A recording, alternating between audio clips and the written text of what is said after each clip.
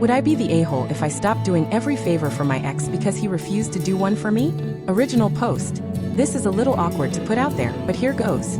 My ex-husband Greg is 38 and I'm 30. We have 2 kids together, Louisa, 9 and Ted, 7. We divorced a little over 5 years ago and, on paper, we co-parent really well. The split happened because I was content with our 2 kids while he wanted more, and even therapy didn't fix that. There's no child support arrangement between us, custodial time is split 50-50, and generally we've managed swaps and sudden plans without issue, understanding that the priority is keeping the kids' lives steady. Greg remarried 4 years ago to Tessie, who's 38, and they already have 1 child together with another arriving in the next few weeks. I'm getting married to my fiancé Luke, 36, in February. We've been together about 3 years and Luke has known my kids for 2. We moved in together last year. Our communication with Greg and Tessie is functional. A group chat that sticks to kid logistics and stays pretty light. One boundary we agreed on with new partners. Introduce them to the other parent before the kids meet them, which worked fine for both Luke and Tessie. When Greg and Tessie tied the knot, I kept the kids an extra week, so they could honeymoon, and then again for my regular week, while they settled in. They hadn't been cohabiting before marriage. When their first baby came, I took the kids for about a month and did bring them over a few times, so they could meet their new brother and adjust. I figured that made sense since it was Tessie's first child. A few weeks ago at one of Louisa's games, Tessie told me the date of her scheduled C-section, which landed in the middle of their custody week. I told her congratulations and said I could keep the kids for that week and my following week, and we'd revert to the normal schedule after that. She hesitated and then asked if we could keep them for an extra custody week, so they'd again have a month to settle. I agreed. I didn't think a second baby would require that much time, but C-sections are major, and I was happy to help. They live nearby, so popping over with the kids wouldn't be an unreasonable burden, and I genuinely love having them. We finalized honeymoon plans, 3 weeks away. I know that sounds long, but it's a once-in-a-lifetime trip for both of us and not something the kids would appreciate. The plan was straightforward. We'd get married on a Saturday during my custody week. The kids would stay with Greg that night and for his week. Then they'd stay through our week and the following week, effectively giving them one of my custody weeks plus an extra evening. I don't have family close by. My parents passed when I was young, grandparents before them, and the aunt and uncle who helped raise me retired to New Mexico, which is a long trip. I have friends who can babysit occasionally, but I didn't see an issue asking Greg to cover a week given precedent. I texted Greg a basic outline and emailed a detailed itinerary with locations, dates, times, and contact info so they'd know where we were and how to reach us. I assumed all was fine, but their response didn't come for days. When it finally arrived, it was what Luke and I now call the manifesto. A long, repetitive rant accusing me of going on a 3-week trip, without my kids, calling me a terrible person for asking a young mother to take her stepkids full-time for that stretch, and insisting I was gallivanting, which felt insulting. They kept referring to Tessie as a young mother. I assumed they meant mother of young kids, which grated on me. Also, Greg would be home during most of that time. It wouldn't be just Tessie alone. Their message essentially declared that I was a horrible co-parent for proposing the kids stay with them for 3 straight weeks, while they had a newborn in the house. Their new baby would be 6 months by the time of our trip. They framed it as fine that Luke and I don't want more children. Luke has a vasectomy, but that didn't entitle us to offload Louisa and Ted. I felt attacked. We weren't gallivanting. We were trying to balance big life plans and childcare, something both sides had done before. I got petty in response. I pulled my phone records and made an Excel spreadsheet tallying every time either of us had asked the other to keep the kids over the last 4 years. Not surprisingly, their requests were far more frequent. 87 nights across 52 requests versus my 12 nights across 8 requests. That made sense because they have a baby, but it validated that I wasn't being unreasonable. My friends suggested I tell them straight up that I'd refuse to keep the kids going forward when their new baby arrived, but I won't do that. I love my kids and want to see them as much as possible. I just do a lot of extra work already. Some examples. If Luke is off work, sometimes he and I pick the kids up every day after school. On Greg's custody weeks, I often drive the kids to his place because he doesn't get off until 5 and Tessie doesn't work, so she's spared having to take the baby out. Our divorce decree technically says whoever's week it is must drop the kids off at the other parent's house. But I've been handling the back and forth again because it's close. A 5-minute drive or a 20-minute walk in good weather. I take the kids to all their appointments and handle parent-teacher stuff during the day since my schedule is flexible. Greg's is not. We've split health insurance per the decree and their coverage is through his employer, but because I take them to appointments I pay the co-pays and track what he contributes toward premiums. Honestly, it's been manageable, though expensive. Our daughter has type 1 diabetes, which has driven up costs. When Greg once mentioned money was tight, I decided the medical needs trumped that and let it go.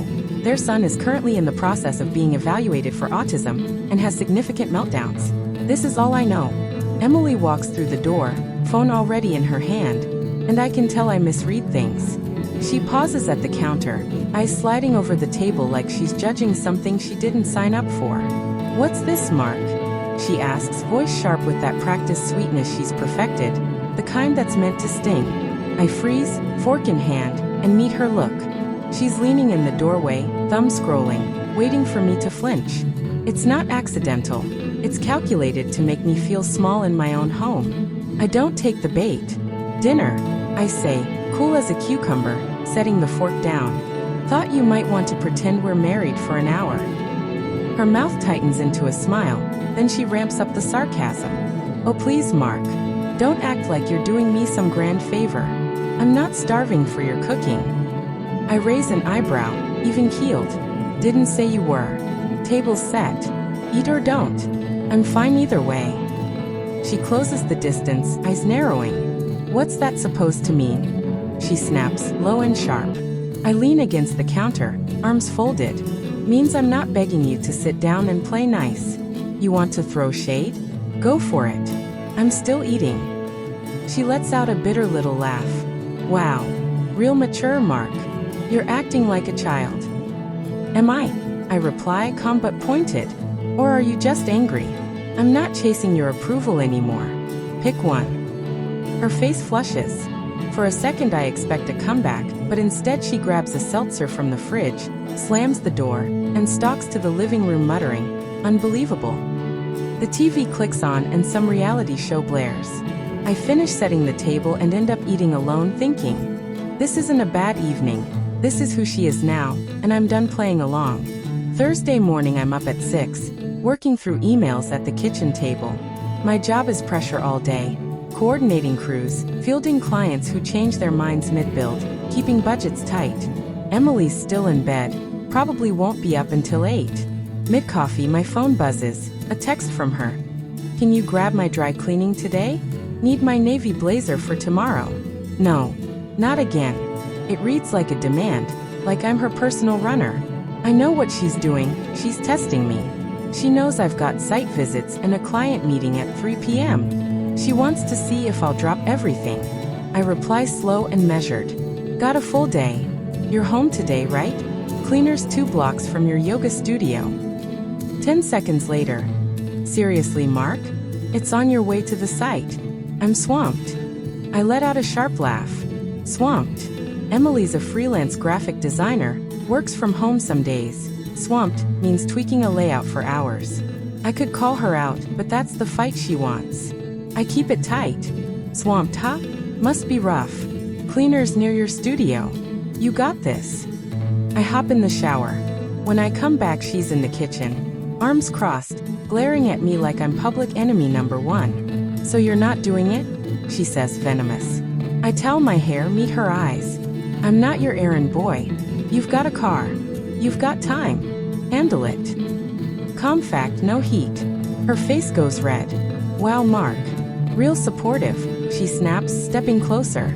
"I asked for one thing and you act like I'm asking for the moon." "One thing," I answer, steady but sharp. "Last week you had me run to Whole Foods for almond milk. The week before I dropped off your laptop at the repair shop. Yesterday you wanted me to call your mom about her birthday dinner. I'm not your secretary. You want the blazer? Go get it." Her voice trembles with anger. "You're being such a jerk." I raise an eyebrow. "Am I? Or are you mad I'm not your doormat anymore? Pick one."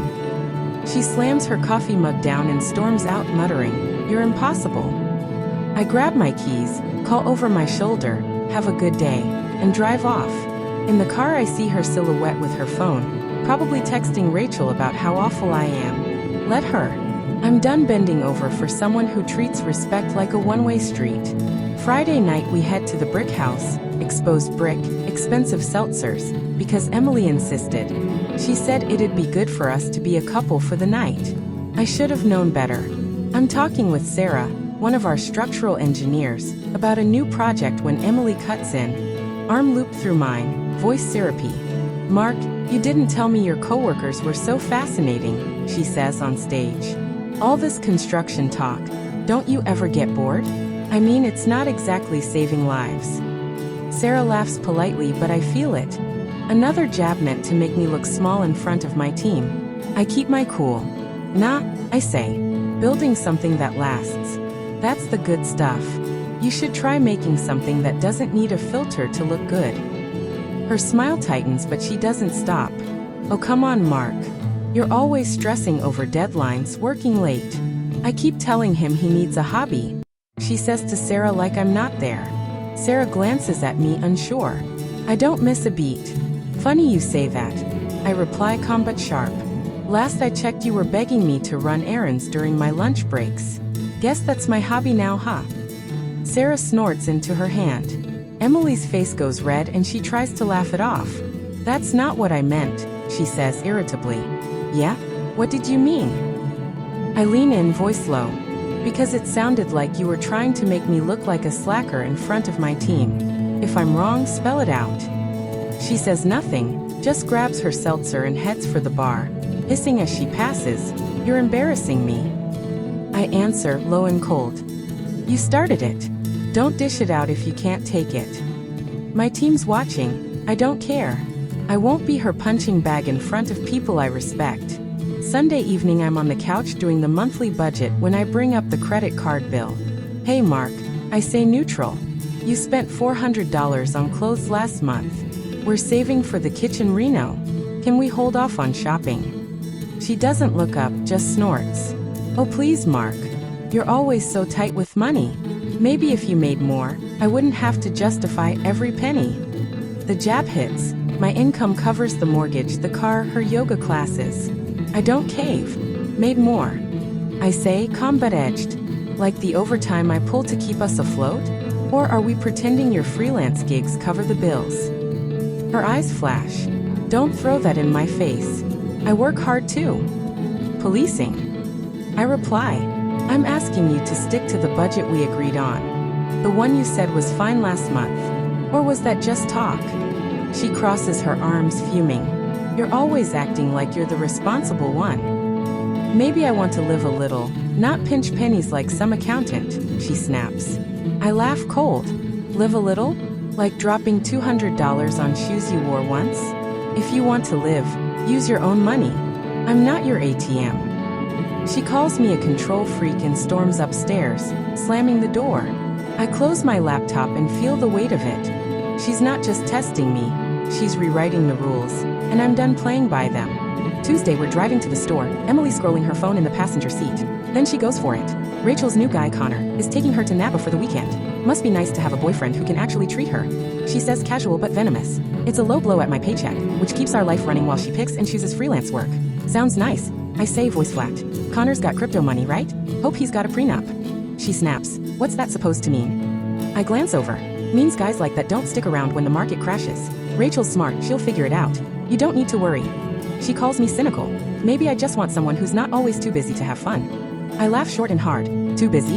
You mean working overtime to keep us afloat? Funny how you never complain about money when you're buying new dresses. She glares and mutters, you're impossible. Impossible, I say steady. We're not falling for your little digs. If you want Napa, say so. Don't take shots at my job to feel better. She goes quiet and stares out the window while I turn the radio up, Springsteen drowning her out. She's playing games, I'm not. Friday, I'm home early digging through the tablet to send Emily photos she wanted for her mom from our lake trip when I notice a tab labeled recent. Inside is a document called New Start. My stomach drops. It's a list. First item, Mark replace. Second, new couch. Third, more travel.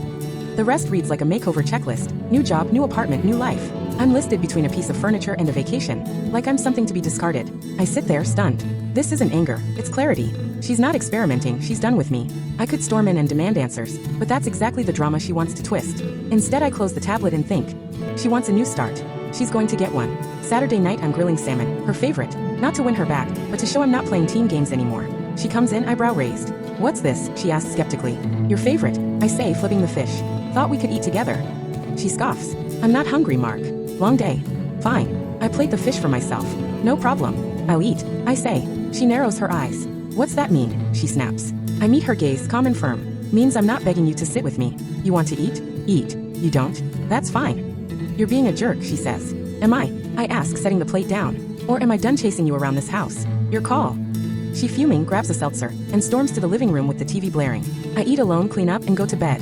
Point made, I'm not her servant. Sunday morning she mentions she's staying at Rachel's for a girls' night. Don't wait up, she says over breakfast. I don't blink. Cool. Have fun. Let me know if you need a ride. She looks thrown, like she wasn't expecting me not to argue. I smile slightly. You want to hang with Rachel? Go for it. I've got plans. She asks what the plans are. I shrug. Stuff. Don't worry about it. She's rattled. I'm not the predictable guy who jumps when she snaps his fingers. I hit the gym, grab wings with Dave, laugh about work and his kids. For the first time in weeks I relax. Later she texts that she's spending the night at Rachel's. I don't reply. I'm done playing her game. Monday morning I'm calm, folding her clothes the way she likes, tucking her makeup bag next to her shoes. I'm not angry, I'm finished. I've seen the new start list. If she wants out, I won't wait on a decision from her. I book a cab to Rachel's prepaid and wait. Emily stumbles in around 10 a.m., hair messy, eyes tired. She freezes when she sees the bags by the door. What the hell is this? She asks, voice shaky. I'm on the couch, coffee in hand, composed. Your stuff? I say. Cab's here in 5. You're headed to Rachel's. She laughs nervously. Mark, what are you doing? This is crazy. Is it? I lean forward, quiet and steady. I saw your list. Mark replaced between a couch and a trip to Bali, so I figured, let's give you that new start. She rushes out, stammering that it was only a draft. She was venting, she didn't mean it. Venting. I repeat, letting it hang. Like when you mocked my job at the bar, demanded errands during my lunch, took shots at my paycheck in the car. That kind of venting. She backpedals. I was frustrated. Frustrated, I echo. I'm not your punching bag, not your errand boy, and not something you replace like furniture. You want out? Fine. You're out. The cab arrives. I hand her her coat. Careful what you wish for, I say. It might come true. She grabs her bags, trembling. Mark, I didn't mean. You wrote replace next to my name, I say final. I'm done pretending you didn't go. She stumbles out. I lock the door, sit down and breathe. The house feels mine again. A week later I'm in the office finishing a report when my phone buzzes. It's Rachel. Can you talk? Emily's a mess. I hesitate, then text back. What's up? She calls. Mark, she whispers. Emily's crashing on my couch, crying nonstop. She says she screwed up. That list wasn't meant to be seen. I pinch the bridge of my nose, unimpressed. She wrote replace next to my name. I tell Rachel. You don't write that by accident. She meant it. Rachel sounds shaken. She thought you'd fight for her, not pack her bags. I laugh cold. Fight for her after she's been treating me like a personal assistant and making digs in public? Nah. I'm done fighting for someone who's checked out. Rachel is quiet, then says, fair. I didn't realize it was that bad. It was, I say flat. And she knew it. Tell her to figure out her new start. I'm not in it. I hang up, feeling nothing but clarity. 2 months later, the divorce was quick and quiet. She didn't fight it. I moved into a 1-bedroom near the gym. Life is simple now. Workouts, beers with the guys. No games, just freedom. I'm mid-bite of a bagel in a downtown coffee shop with Dave when Emily walks in, looking rough, hair limp, eyes red. She spots me, freezes, then approaches. Mark, she says, voice shaky. Can we talk? I wipe my mouth, nod. She sits fidgeting. I messed up, she whispers. That list, I was angry. I didn't mean it. I drink my coffee, unmoved. You wrote replace next to my name. I remind her. That's not just anger. That's a plan. Her eyes fill. I was stupid. I thought you'd, I don't know, try harder. I didn't think you'd end it. I lean forward, calm but cold. Try harder after you mocked me in front of your friends, treated me like an errand boy, and acted like I don't exist? You made a choice. I just made it easier. She flinches, tears falling. I'm sorry. I want to fix this. I shake my head, a small bitter smile on my lips. You wanted a new start. You got one. Don't try to rewrite the ending now. She is speechless, stands and leaves her coffee untouched. Dave, who's been quiet, raises his mug. To freedom, man, he says. I clink my mug to his, grin and echo. To freedom.